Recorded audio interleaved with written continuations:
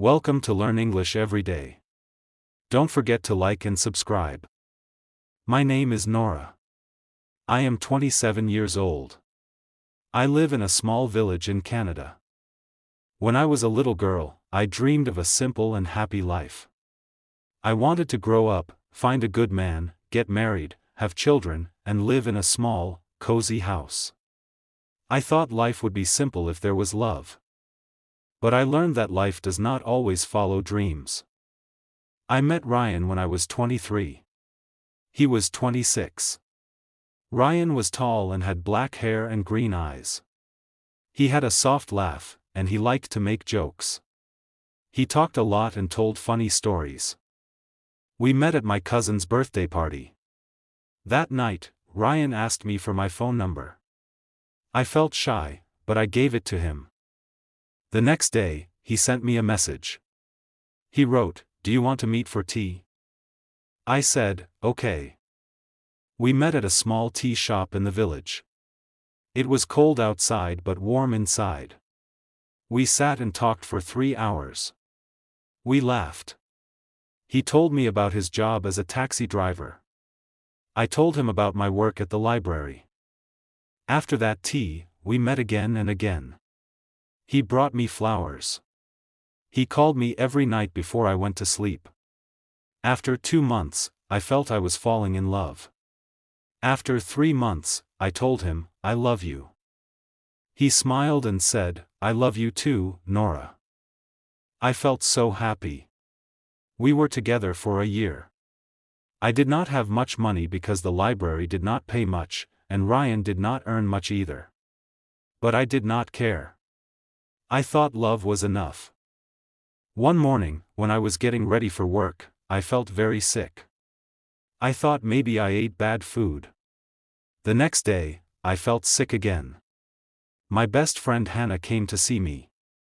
She said, "Nora, maybe you are going to have a baby." I laughed.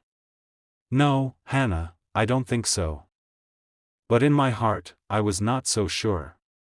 I went to the small store and bought a test. I did the test in my bathroom. I waited and waited. When I looked at it, my hands started to shake. It said positive. I sat on the floor. I was going to have a baby. That evening, I went to Ryan's small house. He opened the door and smiled. I did not smile. He looked at me and asked, "What happened?" I said, "I have news. I am pregnant." Ryan became very quiet. He sat down. He looked at the floor. Then he asked, "Are you sure?" I said, "Yes." He did not smile. He stood up and walked to the window. He did not look at me.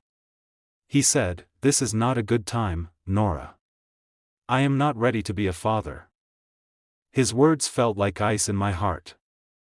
I said, "But we love each other." He did not say anything. He just said, "I need time." That night, he did not hug me. I could not sleep. The next morning, he left early. He said, "See you later." But I knew it was not true. After that day, Ryan did not call me. He did not answer my messages. He did not open his door when I went to his house. One day, I sent him a last message. He wrote back, "I can't do this. I'm sorry." After that, nothing. I went back to my parents' small house. I sat in my old bedroom and cried for hours.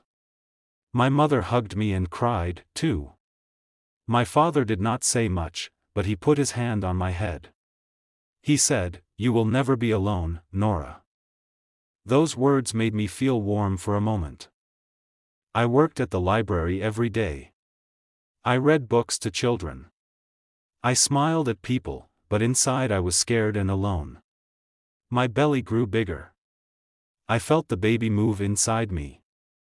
I went to the doctor in town. I heard my baby's heartbeat. I cried. I bought small baby clothes. My mother helped me get a small baby bed. One cold night, my pain started. My mother took me to the small hospital. I held her hand so tight. The nurse said, "It is time, Nora." I was afraid, but I was ready. After many long hours, I heard a small cry. The nurse said, "It's a boy." They put him in my arms. He was soft and warm. I looked at his tiny face. I whispered, "Hello, my baby. I am your mama." I named him Leo. I stayed in the hospital for 2 days. Then we went home. My mother helped me every day. But at night, it was just me and Leo. He cried a lot. I was so tired. Sometimes I cried, too. But when I looked at him, I felt strong. I kissed his small head and said, "I will never leave you." Ryan never called. He never came to see Leo. One day, I saw Ryan at the bus stop. He looked at me, then looked away. He did not say a word. I wanted to scream, "This is your son." But I stayed quiet. I held Leo in my arms and walked away. When Leo was 6 months old, I went back to work at the library. My mother stayed with Leo when I worked. I missed him every minute. At the library, I put books on shelves. I smiled at children. My feet hurt. My back hurt. But I did not stop. Sometimes Leo got sick. I stayed awake all night. I gave him warm water. I sang soft songs. When he got better, I felt like I could breathe again. When he turned 1, he started to walk. He fell many times, but he got up again. I clapped and said, "Bravo, Leo." He laughed and clapped, too. When Leo was 2, he talked more. He said, "Mom, a book. And more milk." He liked to play with my shoes. He liked to dance to music on the radio. One day, I took him to the small park. He ran in the grass. He saw other children. He laughed and played with them. I sat on a bench and watched him. The sun was warm on my face. I felt tired but thankful. That day, I saw Ryan again. He was with another woman. They were laughing. I looked away. I did not want Leo to see him. He did not know Ryan was his father. I held Leo's small hand and kissed his head. That night, I looked at Leo sleeping. I said softly, "You have me. That is enough." When Leo was 3, I got a letter. I was approved for a small house from the village council. It was very small, but it was ours. My father helped move our things. My mother made soup for us that night. Leo laughed when he saw his small bed. I said, "This is our home now." In our small house, life was simple. I read Leo books every night. He loved the one with the yellow duck. He always said, "Duck." Funny. Sometimes at night, I sat alone and felt lonely. But I never missed Ryan. I only wished for peace. One day, a woman came to the library with her daughter. She looked tired too. She said, "It is hard to be alone, isn't it?" I smiled and said, "Yes, but our children make us strong." She smiled back and said, "You are doing great, Nora." That night, I hugged Leo tight and said, "You are my strong boy." When Leo turned 4, he asked, "Mama, do I have a daddy?" I felt a pain in my heart. I said, "You do, but he does not live with us." Leo asked, "Why?"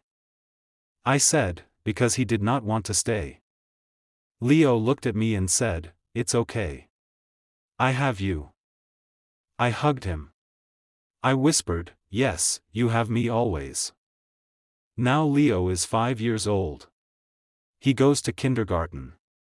He wakes up early and says, "Good morning, Mama." He eats breakfast slowly and always wants more jam on his toast. He loves his small school bag.